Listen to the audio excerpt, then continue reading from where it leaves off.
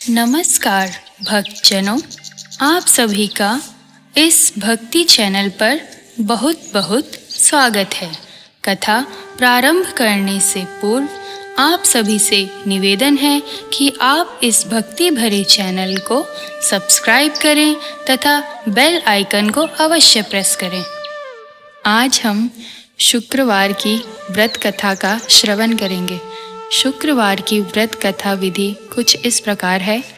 इस व्रत को करने वाले कथा के पूर्व कलश को पूर्ण भरें, उसके ऊपर गुड़ व चने से भरी कटोरी रखें।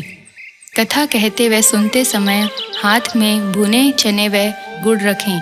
सुनने वाले संतोषी माता की जय इस प्रकार जय जयकार बोलते जाएं। कथा समाप्त होने पर हाथ का गुड़ और चना गौ माता को खिलाएं। कलश में रखा हुआ गुड़ व चना सबको प्रसाद के रूप में बांट दें। कथा समाप्त होने और आरती के बाद कलश के जल को घर में सब जगह छिड़कें।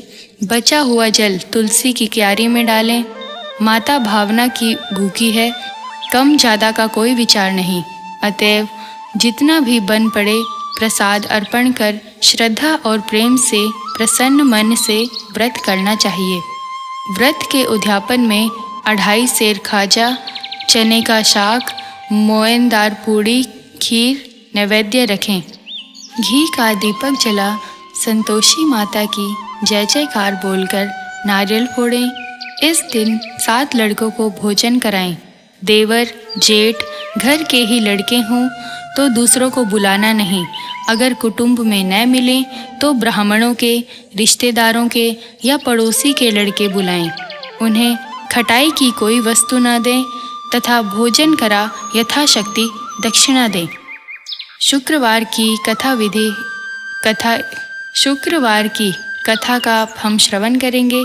एक समय शुक्रवार की व्रत कथा इस प्रकार से है। एक समय की बात है कि एक नगर में कायस्थ, ब्राह्मण और वैश्य जाति के तीनों लड़कों में परस्पर मित्रता थी। उन तीनों का विवाह हो गया था। ब्राह्मण और कायस्थ के लड़कों का गोना भी हो गया था, परंतु वैश्य के लड़के का गोना नहीं हुआ था। एक दिन कायस्थ के लड़के ने कहा, हे मित्र, तुम मुकलावा करके अपनी स्त्री को घर क्यों नहीं लाते?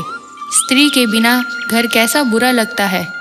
यह बात वैश्य के लड़के को जच गई। वह कहने लगा कि मैं अभी जाकर मुकलावा लेकर आता हूँ।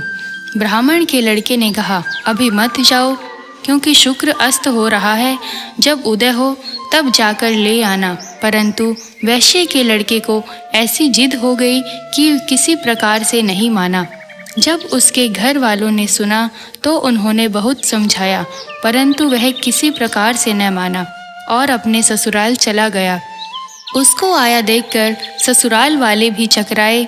जमाता का स्वागत सत्कार करने के बाद उन्होंने पूछा, आपका आना कैसे हुआ? वैश्य पुत्र कहने लगा कि मैं अपनी पत्नी को विदा कराने के लिए आया हूँ। ससुराल वालों ने भी उसे बहुत समझाया। इन दिनों शुक्र अस्त है, उदय होने पर ले जाना, परंतु उसने एक न सुनी और अपनी पत्नी को ले जाने का आग्रह करता रहा। जब वह किसी प्रकार न माना तो उन्होंने लाचार होकर अपनी पुत्री को विदा कर दिया। वैश्य पुत्र अपनी पत्नी को एक रथ में बिठाकर अपने घर की ओर चल पड़ा। थोड़ी दूर जाने के बाद मार्ग में उसके रथ का पहिया टूटकर गिर गया और बैल का पैर टूट गया। उसकी पत्नी भी गिर पड़ी और घायल हो गई। जब आगे चले तो रास्ते में डाकू मिले। उसके पास जो धन, वस्त्र तथा आभूषण थे वह सब उन्होंने छीन लिए। इस प्रकार अनेक कष्टों का सामना कर जब पति पत्नी अपने घर पहुँचे तो आते ही वैश्य के लड़के को सर्प ने काट लिया। वह मूर्छित होकर गिर पड़ा। तब उसकी स्त्री अत्यंत विलाप कर रोने लगी। वैश्य ने अपने पुत्र को वैद्यों को दिखलाया तो वैद्य कहने लगे, यह 3 दिन में मृत्यु को प्राप्त हो जाएगा। जब उसके मित्र ब्राह्मण को पता लगा तो उसने कहा, सनातन धर्म की प्रथा है कि जिस समय शुक्र के अस्त हो कोई अपनी स्त्री को नहीं लाता, परंतु यह शुक्र अस्त के समय स्त्री को विदा करा के ले आया है। इस कारण सारे विघ्न उपस्थित हुए हैं। यदि यह दोनों ससुराल वापस चले जाएं और शुक्र के उदय होने पर पुनः आवें तो निश्चय ही विघ्न टल सकता है। सेठ ने अपने पुत्र और उसकी स्त्री को शीघ्र ही उसके ससुराल वापस पहुंचा दिया। वहां पहुंचते ही वैश्य पुत्र की मूर्छा दूर हो गई और साधारण उपचार से ही वह सर्प विष से मुक्त हो गया।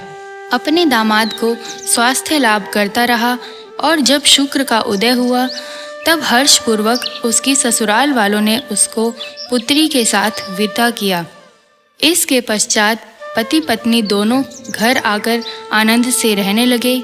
इस व्रत को करने से अनेक विघ्न दूर होते हैं।